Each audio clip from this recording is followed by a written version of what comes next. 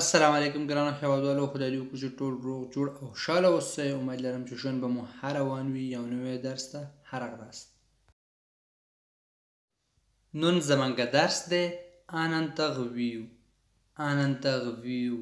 انترویو معنی یو مرکه د یو ژورنالیست او د یو لیکوال په منځ کې یو مرکه ده. غواړم چې دغه انټرویو ټول خبرې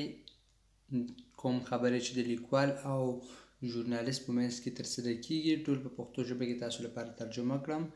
راځئ چې اوس درس شروع کړو. مخکې له دې چې درس شروع کړو، که چیرې چینل مو سبسکرایب کړی نه وي نو چینل سبسکرایب کړئ، زنګ په علامه باندې کلیک کړئ چې هر کله یو نوی ویډیو شیر کړو نو تاسو لپاره ورسیږي. راځئ چې اوس درس شروع کړو. Journaliste. Quel genre d'enfant étiez-vous? Quel genre d'enfant étiez-vous? Quel genre d'enfant étiez-vous? څه قسم ماشوم وي، یعنی په ماشومتوب کې څنګه وي. ژورنالیست د اکریما یا لیکوال څخه پوښتنه کوي چې څه قسم ماشوم وي. Écrivain. J'étais très calme. J'étais très calme. J'étais très calme. Écrivain ورته وایي، یعنی écrivain معنی لیکوال. J'étais très calme یعنی زه ډیر آرام ماشوم وم. J'étais très calme یعنی زه ډیر آرام وم. Journaliste. Comment passez-vous votre temps libre? Comment passez-vous votre temps libre? Comment passez-vous votre temps libre? اوزګار وخت مو څنګه تیروله، یعنی تاسو خپل اوزګار وخت څنګه تیروو. Écrivain. Enfant, je sortais pas de chez moi. Je jouais avec mes frères et sœurs. Et nous passions les mercredis et les dimanches tranquillement en famille. Parfois, on allait au cinéma en famille. Mais c'était très rare. Enfant, je sortais pas de chez moi, je jouais avec mes frères et sœurs et nous passions les mercredis et les dimanches tranquillement en famille.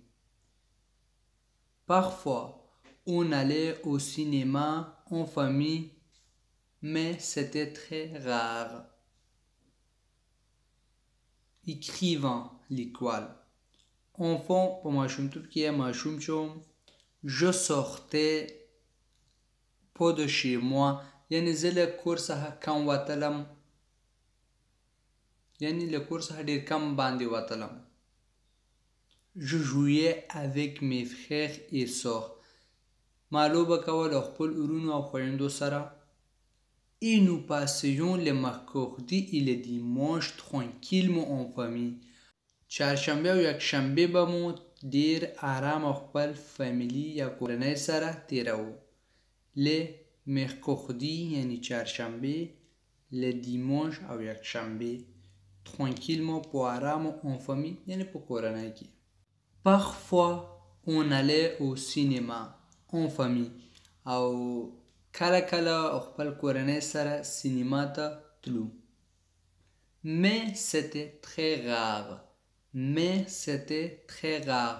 مگر دا ډیر کم و، یعنی یو عمل چې ډیر کم کیږي، یعنی میاشت کې یو ځل، یعنی یو عمل ډیر کم واقع کیږي، هغې لپاره غار کلمه استعمالو. یعنی دوی ډیر کم وخت کله کله، یعنی کله کله نه هم کم دوی سینما ته تلل، نو ډیره خاطره دلته چې استعمالو mais c'était très rare یعنی دا ډیر کم واقع کیدو. Journaliste. Vous n'avez pas d'amis? Vous n'avez pas d'amis. Vous n'avez pas d'amis. تاسو ملګری یا انډیوالان نه درلودو. Écrivain. Si, bien sûr, j'avais des camarades de classe, mais ils ne venaient jamais à la maison. Si, bien sûr, j'avais des camarades de classe mais ils ne venaient jamais à la maison. Si bien sûr هو یقینا. J'avais des camarades de classe. J'avais des camarades de classe یعنی ما همصنفیان درلودل mais ils ne venaient jamais à la maison مگر هغوی هیڅکله کور ته نه راتلل یعنی همصنفیان مې درلودل هغه زمون کور ته نه راتلل. Journaliste. Vous pratiquez un sport. Vous pratiquez un sport. Vous pratiquez un sport. تاسو کوم سپورت تمرین کوله؟ Écrivain. Je faisais de l'équitation tous les mercredis après-midi. J'adorais ça. Je faisais de l'équitation tous les mercredis après-midi. J'adorais ça. Écrivain l'école wartawai. Je faisais de l'équitation tous les mercredis après-midi. هر چهارشنبه ماسپښین می آس زغلول کوو یعنی هر چهارشنبه ماسپښین می آس زغلوو. لیکیتاسیون وای آس زغلول. لیکیتاسیون آس زغلول. J'adorais ça.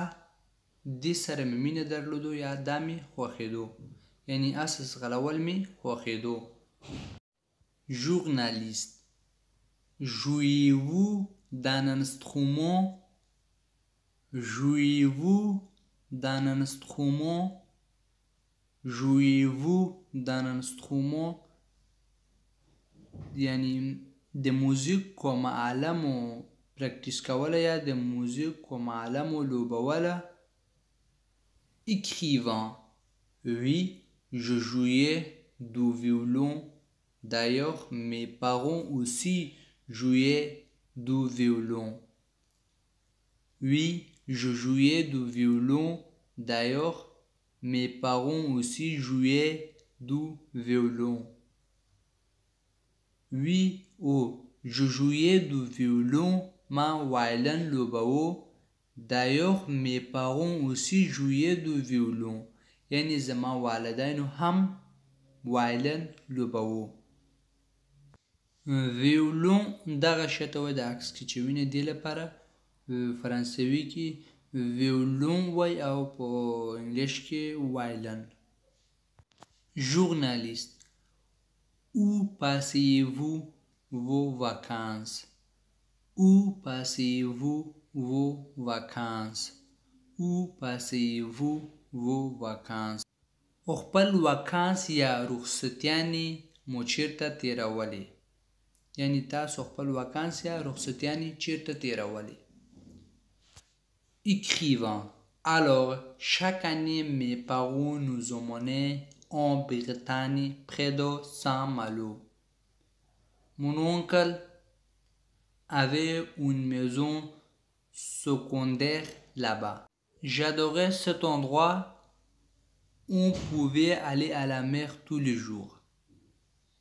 Alors, chaque année, mes parents nous emmenaient en Bretagne près de Saint-Malo. Mon oncle avait une maison secondaire là-bas. J'adorais cet endroit. On pouvait aller à la mer tous les jours. Écrivain. لیکوال ورته وایي. Alors, chaque année, هر یو کال یعنی هر کال می پاغو نوزمانه زما والدینو مونږ وړلو en Bretagne près de Saint-Malo یعنی بختانی یو ځای دی هلته یې وړلو چې près de Saint-Malo یعنی سامالو په خوا کې. Mon oncle زما تره avait une maison secondaire là-bas یعنی زما تره چې هلته یو کور درلودو یعنی دویم کور یې درلودو هلته. J'adorais cet endroit. هغه ځای مې ډېر خوښاوه.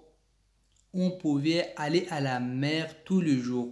مونږ کولی شو چې هر ورځ سمندر ته تللو یعنی مونږ کولی شو هر ورځ سمندر ته لاړ شو. دا زمونږ درس څو امید لرم چې ورباندې پوه شوي یاستئ که چیرې کوم مشکل لرئ نو تاسو کولی شئ په کمنټ کې راته ولیکئ په راتلونکي ویډیو کې د هغې په باره کې خبرې وکړو تر راتلونکي ویډیو پورې په مو هم ښه وخت او ښه ژوند ولرئ